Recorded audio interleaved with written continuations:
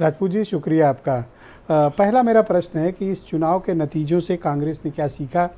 दूसरा, मुस्लिम कैंडिडेट्स खड़े करके आपकी पार्टी कुछ वोट बनाने में ज़रूर कामयाब हुई, विपक्ष लेकिन इससे कमज़ोर हुआ।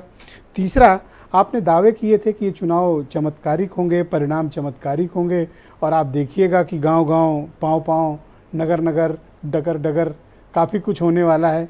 हुआ तो कुछ नहीं सर। ब्रजेश भाई कहते हैं ना कि इकबाल बड़ा मनमोहक है, मन बातों से मोह लेता है, गुफ्तार का गाजी बन तो गया, किरदार का गाजी बन न सका। तो ये भारतीय जनता पार्टी वालों को आप किरदार का गाजी बनना सिखाइए, गुफ्तार के गाजी बने रहते हैं। सच बात यह है कि स्थानीय निकाय के चुनाव जिसने भी हिंदू मुसलमान के नाम पर सोचे, उसके मूल समस्या में, उसके मूल में ही गड़बड़ है। स्थानीय निकाय के चुनाव हिंदू मुसलमान पर नहीं होते, स्थानीय मुद्दों पर होते हैं। और स्थानीय मुद्दों पर ये बात आती है कि भाई जिसकी सरकार है, नीचे भी है ऊपर भी है, उसको वोट दे दो, ज़्यादा ठीक रहेगा।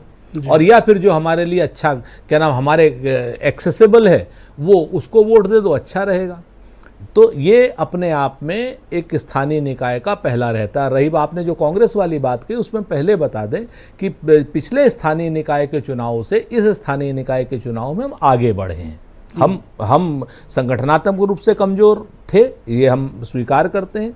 ब्रजलाल खाबरी जी के नेतृत्व में हमने चुनाव लड़ा, ब्रजलाल खाबरी जी का पूरा क्षेत्र हम हार गए, ये भी अपने आप में हम स्वीकार करते हैं। लेकिन हम सर, मैं थोड़ा कड़े शब्द इस्तेमाल करूंगा। जी बताइए ना। आप उत्तर प्रदेश में वोट कटवा होते जा रहे हैं।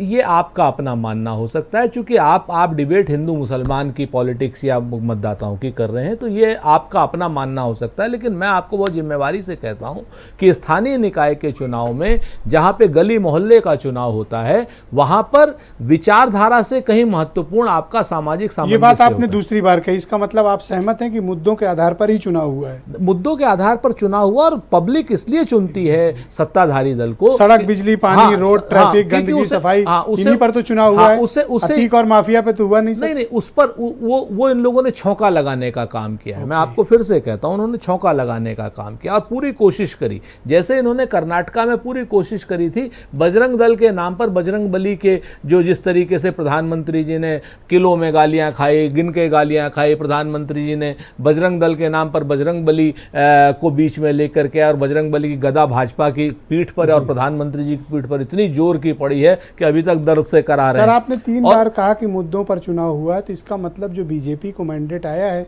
लंबे समय से नगर निगम, पालिका, पंचायत में थे, इसका मतलब अच्छा काम किया होगा, तभी तो मुद्दों पर चुनाव जीत कर आए।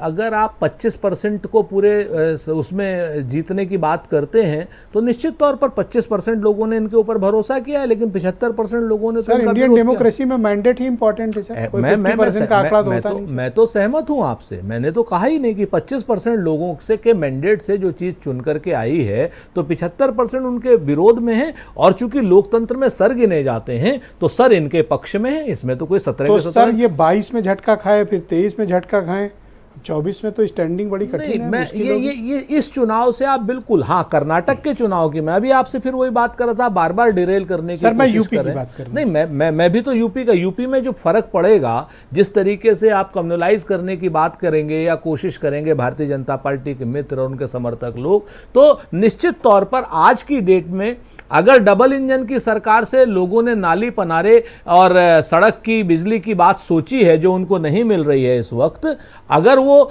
बाकी चीज़ों को बात करेंगे, चाहे वो नौकरी की बात करेंगे, लोकसभा के चुनाव में 20 करोड़ नौकरियां कहाँ हैं, आप बताइए। 20 करोड़ की जगह आज प्रधानमंत्री जी 71,000 वो नियुक्ति पत्र बांट रहे हैं, जो PCS, IAS या बाकी सब लोग अपने सर, आप हर बार कहते थे कि MIM वालों का क्या है कुछ नहीं है यूपी में। लेकिन आप देखिए, मेरठ में आसिम वकार साहब की पार्टी ने जबरदस्त परफॉर्म करके नंबर 2 की पोजीशन सिक्योर की।